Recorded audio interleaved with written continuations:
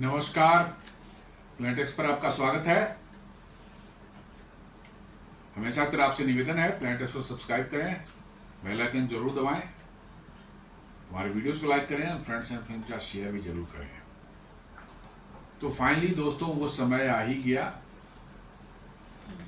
जिसका Donald Trump को इंतजार था। जी हाँ, भारत पर 50% टैरिफ लगाने का जो है डेडलाइन आज था। कल से वो 25% एक्स्ट्रा टैरिफ, 25% जो बेसिक उन्होंने लगाया था पहले रेसिप्रोकल टैरिफ, वो तो ऑलरेडी 7 तारीख से शुरू हो गया था। 7 अगस्त से वो शुरू हो चुका था और ये उसके बाद उन्होंने 6 तारीख को ही, 6 अगस्त को ही अनाउंस कर दिया था कि भारत पर 25% और एक्स्ट्रा टैरिफ लगाया जाएगा, क्योंकि भारत जो है रशिया से ऑयल खरीद रहा है। जी हाँ, तो आज फाइनली जो है यूएस एडमिनिस्ट्रेशन ने जो है इसकी नोटिफिकेशन निकाल दी और नोटिस भारत को दे दिया कि कल से आपके सारे गुड्स पर जो है, सारे नहीं, जो स्पेसिफाइड गुड्स हैं उस पर 50% टैरिफ लगेंगे।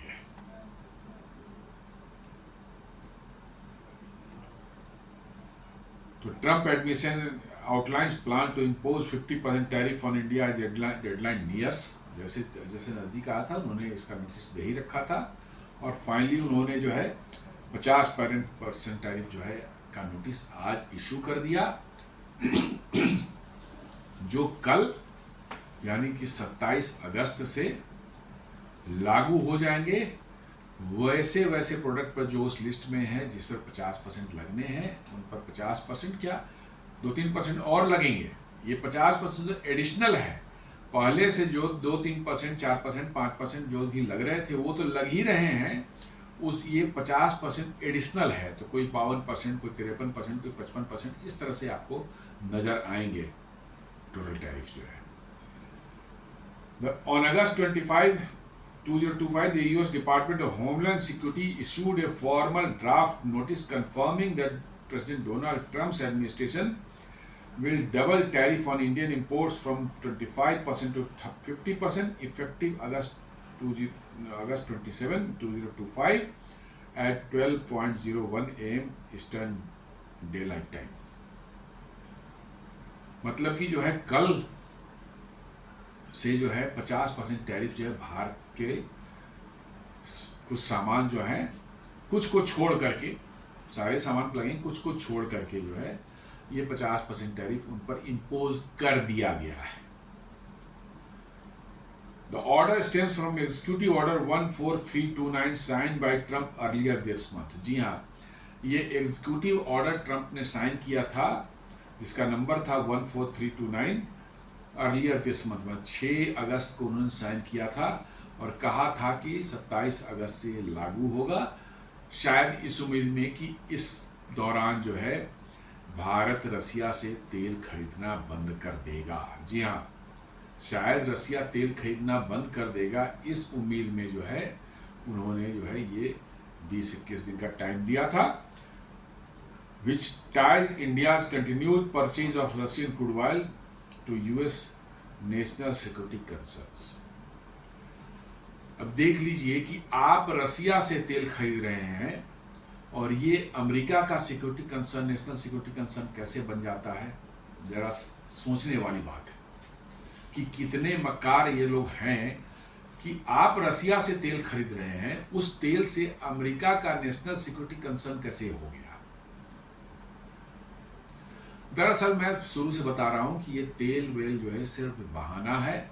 उनको भारत की इकोनॉमी से प्रॉब्लम हो रही है और भारत जो अपना एक स्ट्रेटेजिक इंडिपेंडेंट फॉरेन पॉलिसी लेके चल रहा है, उससे समस्या उनको हो रही है। समस्या ये है कि भारत कैसे अपने इकोनॉमिक इंटरेस्ट को बिना अमेरिकन हेल्प के आगे बढ़ा रहा है और बढ़ता ही जा रहा है, और साथ साथ जो वो एक इंडिपेंडेंट स्ट्रेटजिक फॉरेन पॉलिसी जो अपना अलग करके चल रहा है कि वो किसी की बात पर डिपेंडेंट नहीं है कि हम अमेरिका के खेमे में है, रसिया खेमे में है, चाइना खेमे में है। हमारी अपनी नेशनल इंटरेस्ट जहां है हम उसके साथ हैं, उन देशों के साथ हैं जो हमारे नेशनल इंटरेस्ट से अलाइन करते हैं, और हम उनके साथ अपने संबंध बढ़ा रहे हैं। इससे रसिया, ये अमेरिका का कैसे जो है नेशनल इंटरेस्ट कॉम्प्रोमाइज हो रहा है, ये सोचने वाली बात है। मानी कितने मक्कारी वाली बात है कि रसिया से हम ऑयल ले रहे हैं और अमेरिका का नेशनल सिक्योरिटी कॉम्प्रोमाइज हो रहा है। This too much. The notice applies to all Indian origin goods entering the US, including those cleared from bonded warehouses after the deadline. ये सभी भारतीय वस्तुएं जो वहां जाएंगी उन पर लागू होगा, और including those cleared from bonded warehouses after the deadline.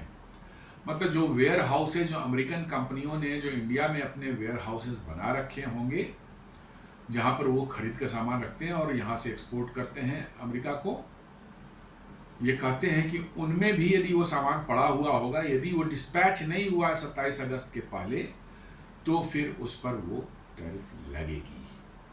हाँ, ये है कि जो ट्रांजिट में है, जो ऑलरेडी डिस्पैच हो चुके हैं सामान, जो ट्रांजिट में है, वो हफ्ते 2 हफ्ते में वहाँ पहुँचेंगे, क्योंकि अमेरिका पहुँचने में 2-3 हफ्ते तो लग ही जाते हैं शिप्स को जो है, उन पर उन्होंने कहा है कि ये टैरिफ नहीं लगेगा, वो एग्जेम्प्टेड रहेंगे।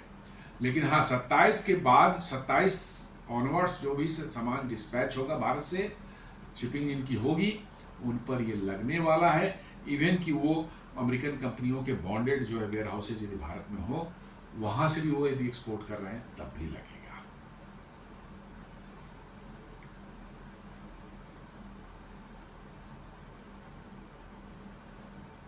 How the tariffs are applied, which goods and when.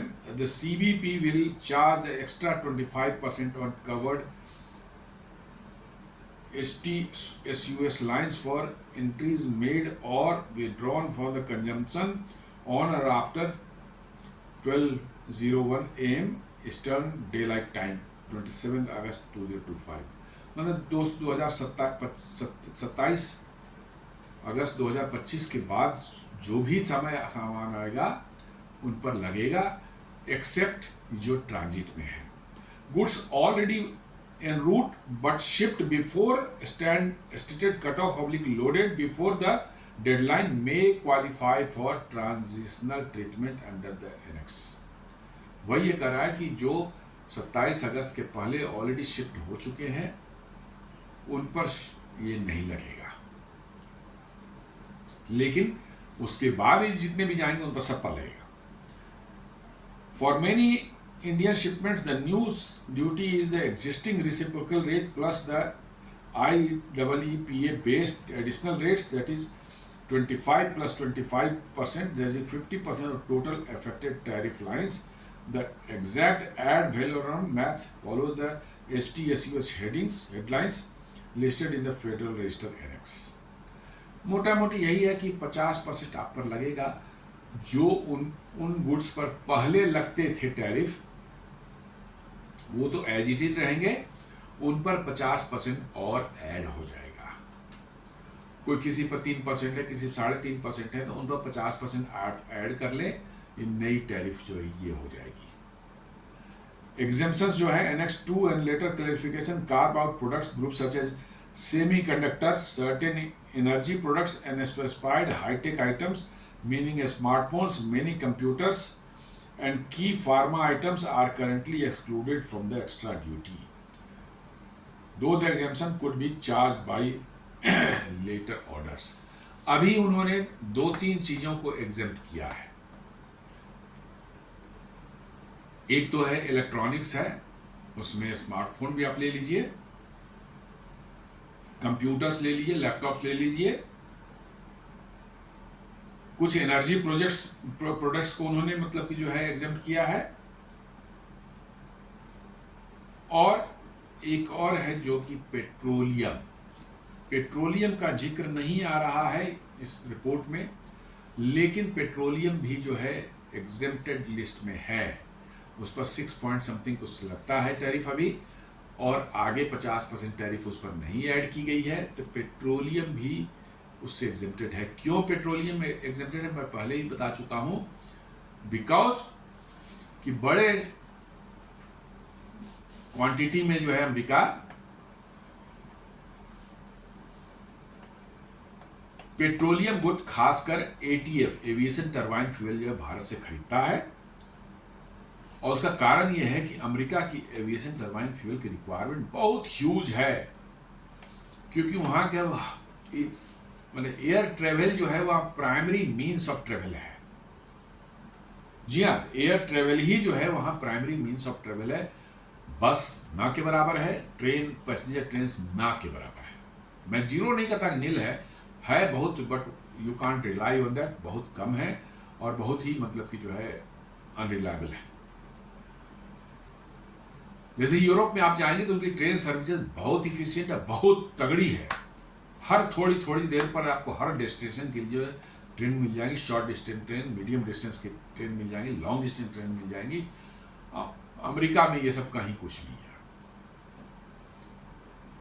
100-200 kilometre तो लोग अपनी कार से चले जाते हैं, 300-400 किलोमीटर अपनी कार से चले जाते हैं, 500 किलोमीटर ऑनवर्ड्स कहीं जाना हवाई जहाज चले जाते हैं।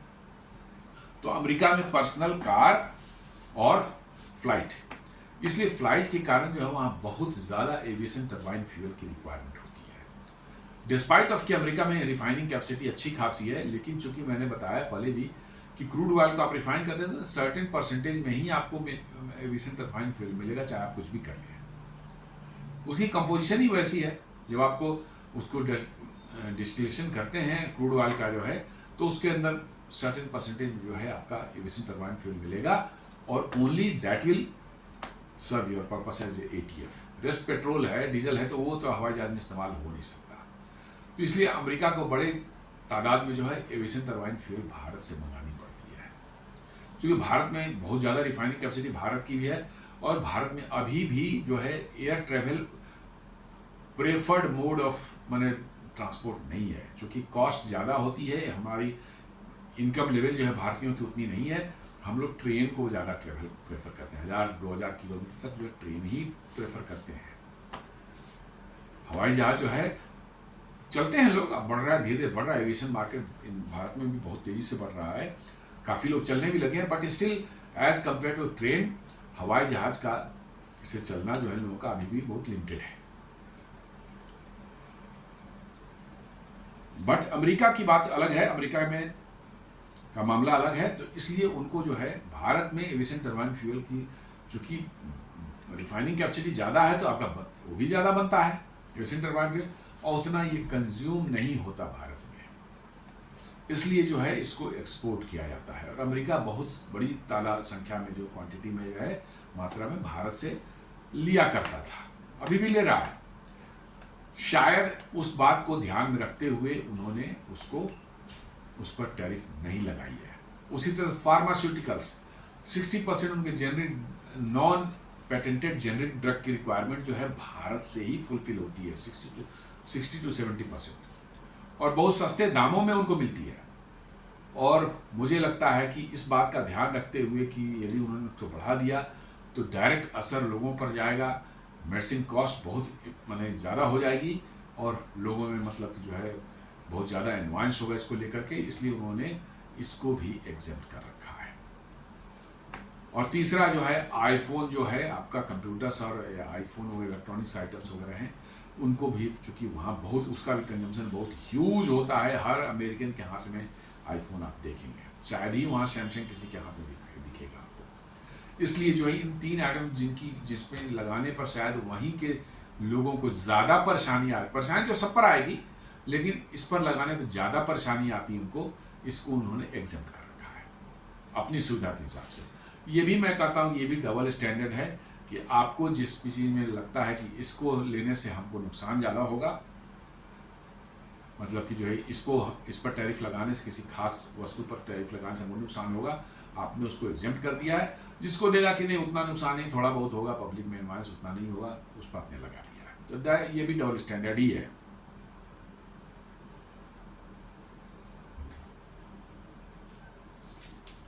आप यदि देखना चाहें मोटा मोटी जो है तो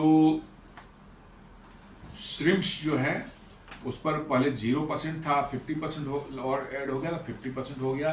पेट्रोलियम प्रोडक्ट पहले 6.9 थे, उस पर 0% ऐड हुआ है तो 6.9 ही है।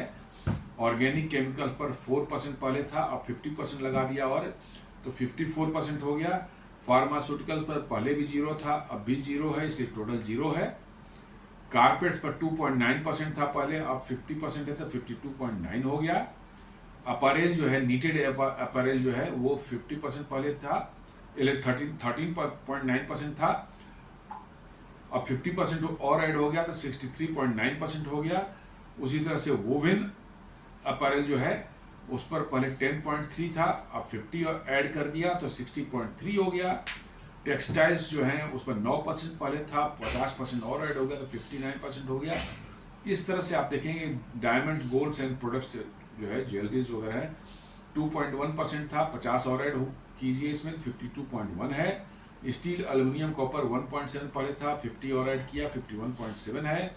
मशीनरी एंड मैकेनिकल अप्लायंसेज जो है 1.3 पहले था, आप 50 ऐड करें 51.3% हो जाएगा। स्मार्टफोन 0 था, 0 उस पर ऐड हुआ, 0 रहा वो, उसमें नहीं बढ़ा। व्हीकल एंड पार्ट्स 1% पहले था, 25% पहले था, 1% था, लेकिन इस पर 25% क्यों है, शायद ये भी इस पर ये एडिशनल 25% नहीं लगाया है वाइल वाला, आई डोंट नो। मुझे लगता है अगर 50% इसको मान चलिए तो ये 51% होगा। फर्नीचर बेडिंग एंड मैट्रेसेस जो है 2.3 पहले था, 50 हुआ तो 52.3 हो जाएगा। इस तरह से आप देखेंगे कि जितने भी एग्जिस्टिंग टैरिफ हैं उन सबों पर जो है आप सीधे 50% जोड़ दें, एग्जिस्टिंग टैरिफ पर जो है उस पर 50% जोड़ दें, आपका निकल आता है नया टैरिफ। तो वर्चुअली जिस पर भी 50% टैरिफ ऐड हो गया, तो मैं तो यही मानता हूं कि अब उसकी ट्रेडिंग करीब करीब बंद हो जाएगी। 50% ट्रेडिंग करने टैरिफ लगाने के बाद जो है ट्रेड नहीं चल सकता, क्योंकि ये इतना एक्सपेंसिव हो जाएगा कि आप मार्केट में compete नहीं कर पाएंगे। मान लो ऐसी कंट्री जैसे वियतनाम है 20% है, थाईलैंड है वो भी 20-22% है, उन सब देशों से जो है, बांग्लादेश 20% है, पाकिस्तान 19% है, ऐसे करके है। उन सब देशों से जो सामान जाएगा, यदि मान लो टेक्सटाइल को ही ले लें, रेडीमेड गारमेंट्स को उठा लीजिए, उन देशों से जाएगा तो उन देशों से आपका टैरिफ जो है 30% ज़्यादा है। आप यदि चीपर भी बना रहे हैं, आपका कॉस्ट कम भी है, बट उस पर 50% ऐड होगा तो उनके कॉस्ट से ऊपर हो जाएगा, उनके कॉस्ट से वो ऊपर हो जाएगा। ये आपका जो है बिजनेस ठप कर देगा इसमें। तो इसलिए ऐसे जितने भी सामान हैं जिन पर 50% टैरिफ लग चुका है, उनका बिजनेस अब अमेरिका में नहीं होता। भारत को उसके लिए और रास्ते देखने पड़ेंगे और देशों की ओर रुख करना पड़ेगा। रशिया है, यूरोप के कुछ पार्ट्स होंगे, एशिया का है, अफ्रीका बहुत बड़ा देश है, वहाँ पर आप महादेश है, वहाँ कर सकते हैं।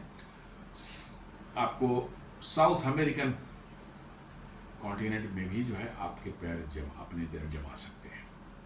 तो बेसिकली कहने का ये सेंस है कि आपको अब डाइवर्सिफिकेशन आपके लिए मस्ट है, दूसरा कोई चारा नहीं है।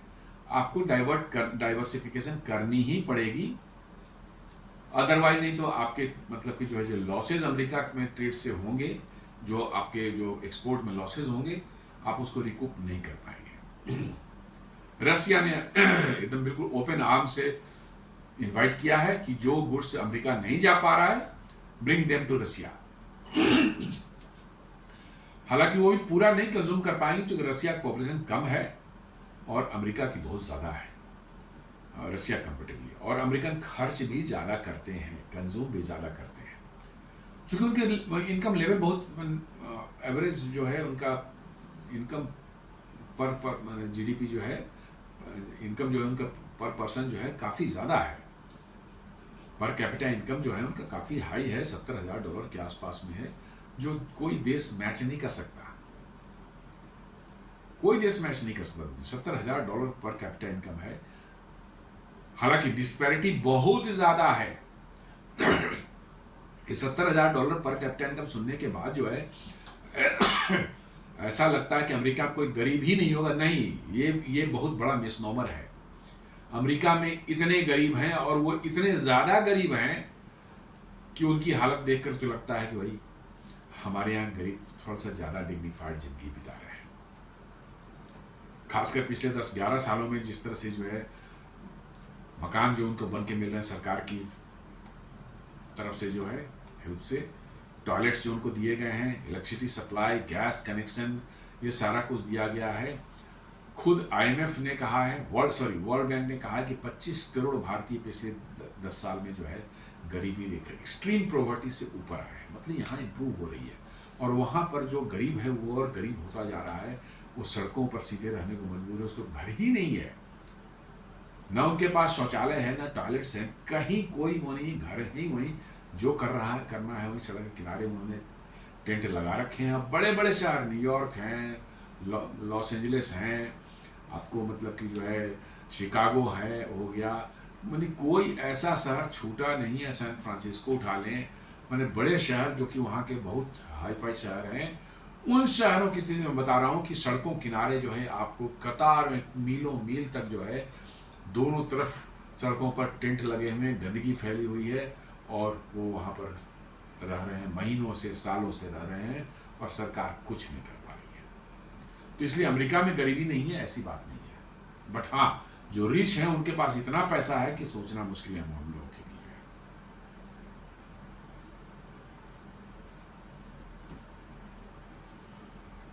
अब बहुत लोग करते हैं कि भाई ट्रम्प क्यों करना चाह रहे हैं, भारत से तो उनके संबंध अच्छे थे। नहीं, संबंध कभी नहीं अच्छे थे। देखिए, वो दिखावे का था, कुछ समय था उनको, ट्रम्प को भी कुछ भारत के प्रति जो है दिखाना था कि हम भारत से बड़ा क्लोज हैं। नए नए आए थे फर्स्ट टर्म में, जो उनको कोई बहुत ज़्यादा एक्सपीरियंस नहीं था, अमेरिकन पॉलिसीज़ की बहुत जानकारी भी नहीं थी उनको। सच जान लीजिए कि अमेरिका कैसे चलता है, ये सब जानकारियाँ उनको नहीं थी और इस वजह से जो है थोड़ा बहुत 1-2 बार मोदी जी से गले मिल लिए। लोगों को ये गलतफहमी होने लगी कि मोदी जी जो है ट्रम्प के दोस्त हैं, जबकि सच्चाई यही है कि अमेरिका का न कोई परमानेंट फ्रेंड है, न परमानेंट एनिमी है, उनके सिर्फ परमानेंट इंटरेस्ट है होते हैं। ये उन्हीं के हेनरी किसिंगर एक फॉरेन सेक्रेटरी हुआ करते थे 1971 के दौरान, जो है जब वहाँ पर मतलब रिचर्ड निक्सन होते थे प्रेसिडेंट, उनके वो सेक्रेटरी ऑफ स्टेट थे। उनका कहना था ये। इसका मतलब साफ है, ये स्टेटमेंट साफ बताता कि अमेरिका को सिर्फ अपने इंटरेस्ट से मतलब होता है, उनको किसी भी तरह की दोस्ती दुश्मनी इन सबसे कोई लेना देना नहीं होता।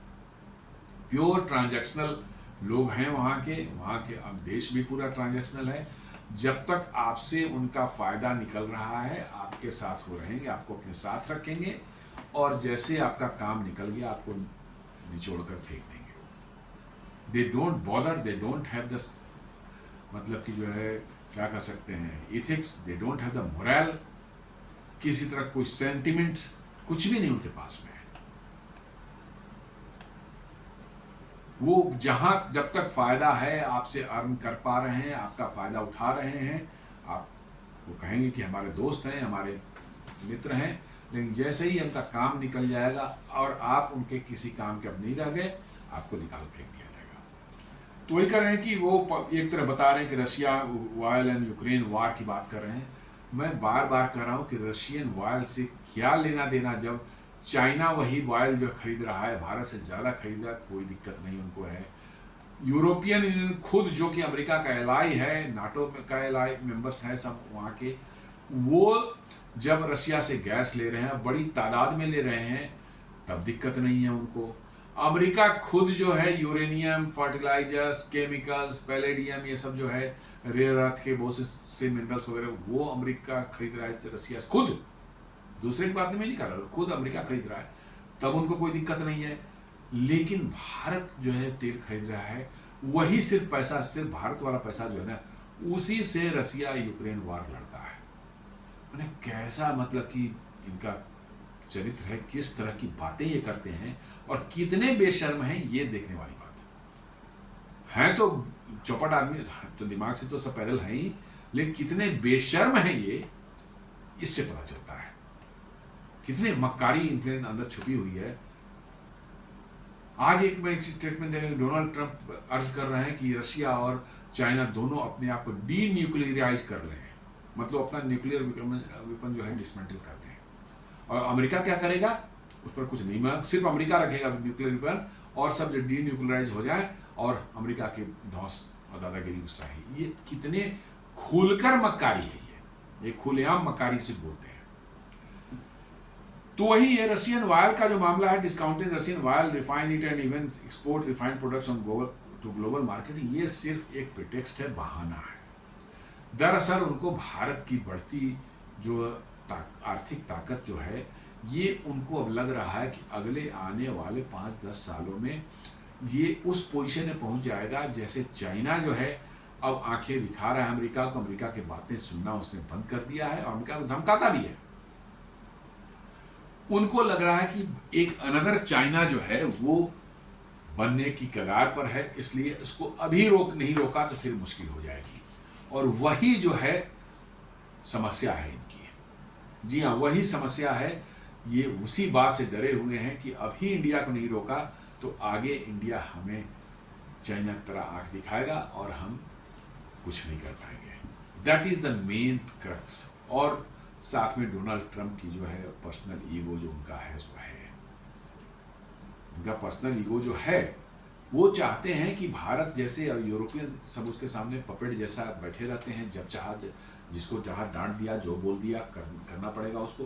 भारत के साथ भी वही चाहते हैं। भारत पहले करता भी रहा है। आप पहले की सरकारों को देखें, अमेरिका से आ जाता था कोई डिक्टेट आ जाता था, उसके बाद उनको करना पड़ता था वो चीज़ें। बट अब समय बदल चुका है। अब वो जिस समय आपने सैंक्शन 1998 में लगाया था, भारत की इकोनॉमी 200-300 बिलियन डॉलर की हुआ करती थी। आज वहां से बढ़ के 4.2-4.3 के आसपास हम पहुंच चुके हैं। अब आप एक्सपेक्ट करें कि वैसे ही आप हमारे साथ बिहेव करें तो इट इज़ नॉट पॉसिबल। ये अमेरिका को समझ में जितनी जल्दी आ जाए बेहतर है, लेकिन वो नहीं समझेंगे। देखिए, पैसा आ जाने से हम ये नहीं कहते कि they are very intelligent people, नहीं। इंटेलिजेंट वही होते हैं जो अपने लॉन्ग टर्म इंटरेस्ट को देखते हैं और एक उनके अंदर मोरालिटी होती है और एक इथिक्स उनका होता है। वही लोग इंटेलिजेंट होते हैं। पैसे कमा लेना, किसी को झांसा देकर धमका करके लूट लेना, ये इंटेलिजेंस का पार्ट नहीं है। लोग बोले अमेरिका ने डेवलप, अरे डेवलप कौन किया अमेरिका को, ये भी तो देखो जा करके। पिछले 50-60 सालों में सारे जो है इंडियंस और चाइनीज गए हैं। Why they are on the top position? Because उन्होंने ही काम किया है, अमेरिकन ने नहीं काम किए हैं। अमेरिका को काम करने की फुर्सत कहाँ है? उनको तो ऐश मौज करना है, दुनिया घूमना है, सब तरह की जो चीज़ें करनी है। उनको कहाँ फुर्सत है? कोई पढ़ना चाहता है? 70% अमेरिकन तो ग्रेजुएशन भी नहीं करते हैं, कॉलेज भी नहीं जाते। उनको कैसे इंटेलिजेंस हम मान लें? लेकिन भाई गुलामी की मानसिकता भारतीयों के दिमाग से जाती ही नहीं है।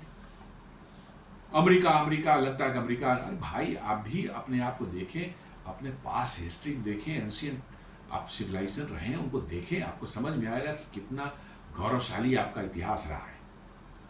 बीच में ये इस्लामिक और ये सब ब्रिटिशर्स जो है आकर के जो है भले आपको जो है 8-9 साल की गुलामी आपको करके जो है आपको सारा आपके अंदर में हीन भावना जो है भारतीयों के अंदर भर दी इसी पीरियड में। उसके पहले ऐसा नहीं था भारत के अंदर में, और उस हीन भावना के कारण ही जो है भारतीय जो है अमेरिका को इतना जपते रहते हैं, अमेरिका की जो है अपनी वो करते रहते हैं।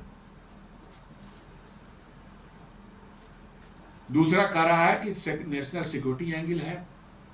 मैं तो अभी कह रहा हूँ कि आप तेल ले रहे हैं, तेल ले रहे हैं, उससे अमेरिका का नेशनल सिक्योरिटी एंगल कहाँ से मैंने खतरे में आ गया? वही सिंपल सी बात है कि आप भारत जो है रसिया से तेल खरीद रहा है तो अमेरिका का नेशनल सिक्योरिटी एंगल कहाँ से आ गया इतना? यानी यूएस का स्ट्रेटजिक इंटरेस्ट को मतलब कि अरे भाई स्ट्रेटजिक इंटरेस्ट, तुम हर चीज को स्ट्रेटजिक इंटरेस्ट, जहां देखो स्ट्रेटजिक इंटरेस्ट। इंडिया को स्ट्रेटजिक इंटरेस्ट नहीं है, सिर्फ अमेरिका का स्ट्रेटजिक इंटरेस्ट होता है। This is too much. और ये इस कदर मतलब कि जो है बेशर्म होकर बोलते हैं। हम लोग भारतीयों को तो चलो बोलना भी रहे, ये अंदर इच्छा भी हो तो शायद हम लोग शर्म के मारे बोल ना पाए, लेकिन ये बोल देते हैं, इतने बेशर्म है।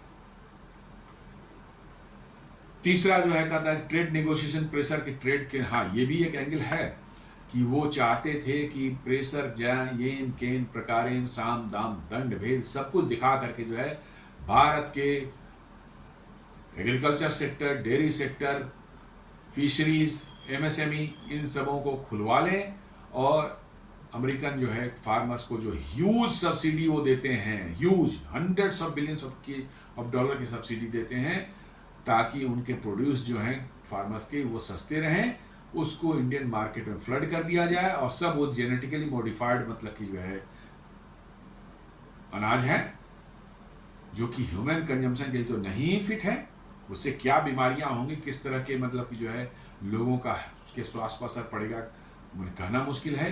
और सारी भारत को बीमार करेंगे और फिर वहाँ की फार्मा कंपनियां जो है भारत पर आके दवाई बेच करके राज करेंगी, यही उनका प्लान दिखता है। डेयरी की बात कर रहे हैं तो डेयरी में तो है भैया आप तो गायों को जो नॉनवेज खिलाते हैं, मैंने नॉनवेज खिलाते हैं इसलिए कि ज़्यादा उनका फैट हो उसमें हो, ज़्यादा उसका मतलब वेट हो और ज़्यादा आपको मतलब उसका रिटर्न मिले। अरे दिस इज टू मच कि एक शाकाहारी जीव गाय को जो है आप मांसाहारी बना रहे हैं जबरदस्ती, क्या असर पड़ेगा उस दूध में, क्या चेंजेस आए होंगे, किस तरह का वो होगा, you can very very imagine. मतलब वो दूध नेचुरल तो नहीं रह गया, अननेचुरल हो गया, हार्मोन का इंजेक्शन देते हैं वहाँ की गायें ज़्यादा दूध निकाल दें, तो दिस इज ये इन सब बात। और नहीं आप खोल दीजिए साहब, उसको भी डेयरी को भी ह्यूज सब्सिडी मिलती है और इसके कारण वो भी जो है बहुत चीपर होते हैं। तो अमेरिका वही जहाँ सब्सिडी देकर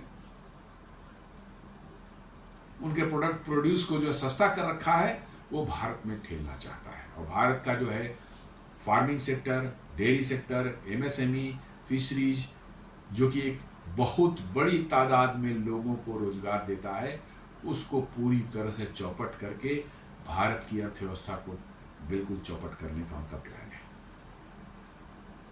ये तो मैं मानता हूँ ये कारण सही है, लेकिन नेशनल सिक्योरिटी एंगल और रशियन वाले तो बोगस है, बकवास है, उसका कोई मतलब नहीं है।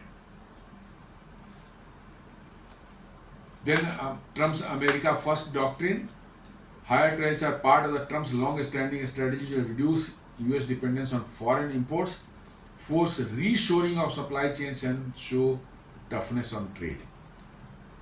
ये ठीक है, दिमाग में हो सकता है, मान लिया कि आप चाहते हो कि मैन्युफैक्चरिंग आपके देश में वापस आए, इसमें इंटेंट में कोई बुराई नहीं है।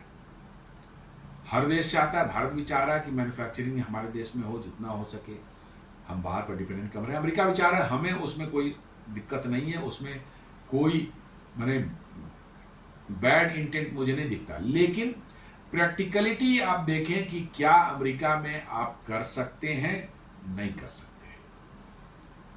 आप क्यों अमेरिका से आपकी मैन्युफैक्चरिंग जो है, जो सेकेंड वर्ल्ड वॉर के बाद में जो है आपकी जीडीपी का 64% था, आज शायद 10% भी नहीं रह गया है या 10% के आसपास होगा, क्यों आखिर वहां से सब चाइना शिफ्ट हुई है?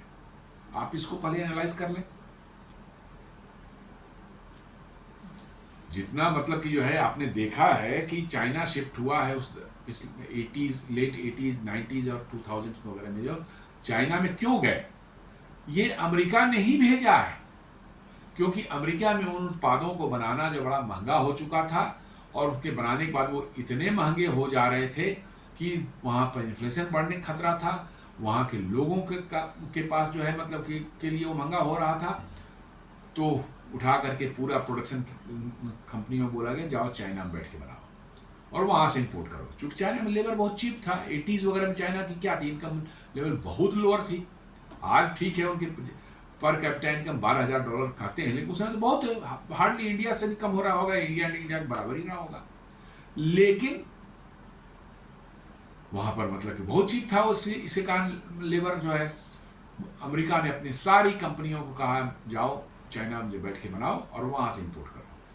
सारी कंपनियों के लिए तो बढ़िया था, ज़्यादा माल बनाने का मौका था। उन्होंने अपने प्लांट शिफ्ट किए वहाँ चाइना में बैठ करके जो उन्होंने बनाना शुरू किया।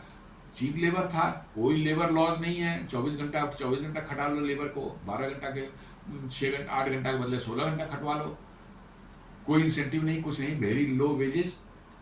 इसका क्या हुआ कि चीप मार वहाँ जो है माल जो बनता था वो अमेरिका फ्लड हो गया, अमेरिका में सब कुछ बनना बंद हो गया, और धीरे धीरे चाइना का जो एक्सपोर्ट बढ़ता गया, उनका जो है इकोनॉमिक स्ट्रेंथ बढ़ती गई और अमेरिका की डिपेंडेंसी बढ़ती गई, और अब अमेरिका को वही चाइना आंख दिखा रहा है। तो क्यों गई थी आपके यहां से, अमेरिका से गई क्यों थी कंपनी, वहां से मैन्युफैक्चरिंग क्यों बाहर गई थी? उसका कारण ही था high wages, high taxes, very high tariff on electricity. ये सब कारण ऐसे थे कि इन सबों को, यदि अमेरिका में कोई फैक्ट्री चलती है तो इन सबों को यदि इनकॉर्पोरेट कर लिया जाए तो आपके प्रोडक्ट जो है बाहर भेजना तो दूर, आपके देश में ही कोई खरीदने लायक नहीं बचेगा। आईफोन को ही ले ले, आईफोन जो है चाइना में बनता है $200-250 बनता है, भारत में वही $200-250-$250 के आसपास बनता है, और अमेरिका में जाकर कितना बिकता है, कितने में, $1000-1200 में। एक एक्सपर्ट्स बता रहे थे कि यदि यही आईफोन जो है अमेरिका में मैन्युफैक्चर हो तो वहां कॉस्ट आएगी $3000। उस पर यदि जो आज $800-900 की प्रॉफिट जो लेता है एप्पल, यदि उस पर जोड़े थे, इट विल बिकम $4000, और शायद ही कोई अमेरिकन खरीद पाए, मतलब कि एक्सेप्ट द एलिट्स जो वहां पर कुछ लोग हैं उनको छोड़ करके, शायद ही कोई अमेरिकन खरीद पाए आईफोन को। इसीलिए चाइना गई थी, इसलिए मैन्युफैक्चरिंग अमेरिका अपना सर पटक ले, अपनी जान देने को तैयार हो जाए। मैन्युफैक्चरिंग जो है इन सब सामानों का जो है, जो आम रोजमर्रा की जिंदगी में लोग इस्तेमाल करते हैं, वो चाइना कभी, अमेरिका में कभी नहीं वापस आएगी। जी हाँ, और अब उनकी बड़ी बड़ी हाईटेक बीज कंपनियां जो है, माइक्रोसॉफ्ट को ले लीजिए, वो अपने हेडक्वार्टर जो दुबई शिफ्ट करने के प्लान में है, अमेजन को ले लें, वो भी दुबई शिफ्ट हो रहे हैं, और अमेजन अपनी सारी ग्लोबल ऑपरेशंस जो हैं वो इंडिया शिफ्ट करने के उसमें है। आपको मतलब कि जो है जनरल मोटर्स और फोर्ड जो अपने प्लांट जो है कनाडा शिफ्ट कर रहे हैं। बोइंग का भी प्लान सुन रहा है कि भाई मतलब कि वो भी शायद, मतलब उन्होंने अपने एरो स्ट्रक्चर्स बनाने का कॉन्ट्रैक्ट जो है टाटा एडवांस सिस्टम को दे रखा है, दे दिया है अभी जस्ट। हो सकता है कि अगले 2-4 साल में बोइंग भी वहां पर सर्वाइव करने लायक न रहे तो वो भी भाग कर कहाँ आएगा, इंडिया आ जा सकता है। जनरल इलेक्ट्रिक ऑलरेडी वहां हाथ खड़े कर चुका है कि हम कुछ नहीं, इंडिया अमेरिका में नहीं चला सकते, हमारे प्लांट सारे बंद हो गए, अब सिर्फ उनका एक ही यूनिट बचा है जो एरो इंजन बनाता है, एक ही बिजनेस है, सारे बिजनेस बंद कर दिया उन्होंने। जी हाँ, लोकोमोटिव का बिजनेस वो उन्होंने बेच दिया, जो उनके इलेक्ट्रिक इक्विपमेंट्स वगैरह बनाने, ट्रांसफार्मर, इलेक्ट्रिक लाइटिंग या इलेक्ट्रिक मशीनरी, मोटर्स, जनरेटर्स बनाते थे, वो सब उन्होंने बंद कर दिया। सिर्फ एरो इंजन जो होते हैं, हवाई जहाज में इंजन लगते, वही ये बना रहा है, और वो भी शायद अब जल्दी ही वहां से उठ करके भारत आ जाए, क्योंकि वो सरवाइव नहीं कर पा रहे हैं वहां पर कॉस्ट की वजह से। तो कैसे बिजनेस होगा? और ये कह रहे हैं कि साहब हमारा जो है सारा सप्लाई चेन, कहना आसान है, करना बहुत मुश्किल है। अब देखा क्या हमारा क्या स्टेक पर है भारत का, हम लोग करीब करीब लास्ट ईयर $90 बिलियन एक्सपोर्ट किया था यूएस को, बड़ा अमाउंट है, यस आई डू एग्री, बड़ा अमाउंट है। इसमें कम से कम $40 से $50 बिलियन जो है, $40 बिलियन कम से कम आपके इफेक्टेड होंगे।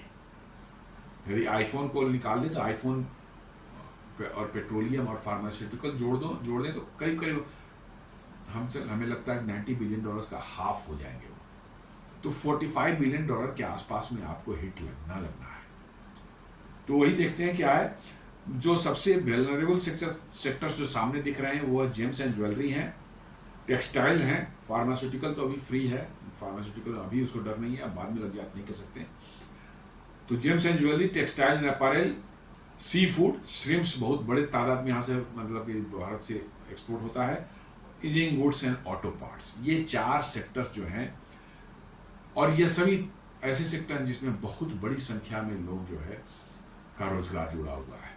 तो वो $45 बिलियन जो है अमाउंट जो है, money is not a big problem, but problem है कि यदि वहाँ से हो गया और यहाँ पर लोगों के रोजगार पर असर पड़ेगा, कंपनियां बंद होंगी, चाहे वो धंधे में जो मंदी आएगी तो लोगों की नौकरियां जाएंगी, क्योंकि बहुत बड़ी संख्या में इन चारों, क्या जैसे मैंने बताया, gems and jewellery, apparel, textile and apparel, seafood, engineering goods and auto parts जो हैं, ये सभी जो है बहुत लार्ज नंबर ऑफ एम्प्लॉयमेंट देते हैं ये, तो ये एक चिंता का विषय है। यूएस के कंज्यूमर्स पर क्या है असर आएगा, उनके लिए सी फूड महंगे हो जाएंगे, आपको रेडीमेड गारमेंट्स महंगे हो जाएंगे, आपको ज्वेलरी वगैरह महंगे हो जाएंगे, और ये बहुत काफ़ी तेज़ी से बढ़ना शुरू हो चुके हैं। American company depending on IT service and back office outsourcing could also face indirect regulatory hurdles. अभी तक तो IT एंड आउटसोर्सिंग पर नहीं कुछ किया है, बट इनडायरेक्ट कुछ रेगुलेटरी हर्डल्स हो सकता है उनको बाद में फेस करना पड़े, ये बड़ा एक चिंता का विषय है। इंडिया में जो लोग कहते हैं कि 0.5 से 0.8% GDP इफेक्ट होगा, हालांकि मेरा मानना है कि ये ज़्यादा ही कुछ बता रहे हैं, 0.23 से ज़्यादा शायद नहीं हो, क्योंकि $45 बिलियन का मामला है। $45 बिलियन आपकी इकोनॉमी है करीब करीब 4.2-4.3 ट्रिलियन डॉलर की है, तो $45 बिलियन के एक्सपोर्ट्स आपको इफेक्टेड होते हैं। और ऐसा नहीं है कि ये $45 बिलियन जो है मेकअप नहीं हो पाएगा, पूरा मेकअप नहीं हो, 50% 60% मेकअप तो आप इसी साल कर लेंगे। तो मुझे लगता है कि 0.2-0.3% GDP का जरूर हमारा नुकसान हो सकता है, लेकिन अब क्या किया जाएगा, आपको कुछ अपने माने एक डिग्निफाइड वे में आपको रहना है, डिग्निटी के साथ आपको जीना है, तो कुछ तो नुकसान भी उठाने पड़ते हैं। इसलिए कोई इसमें ऐसी बात नहीं, थोड़ा झेलेंगे, फिर झेलेंगे, हम लोग पहले भी झेल चुके हैं। Exporters are already rushing shipment to US before the deadlines.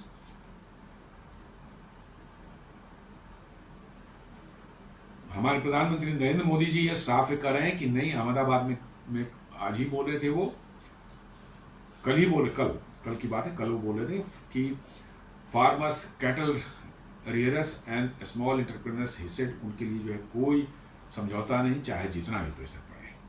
माने पशुपालक हैं, हमारे किसान हैं, और MSME वाले जो लोग हैं, उनके लिए उनकी हितों के साथ किसी तरह का कंप्रोमाइज नहीं कर सकते हैं, चाहे जिसको जितना प्रेशर देना है दे दे।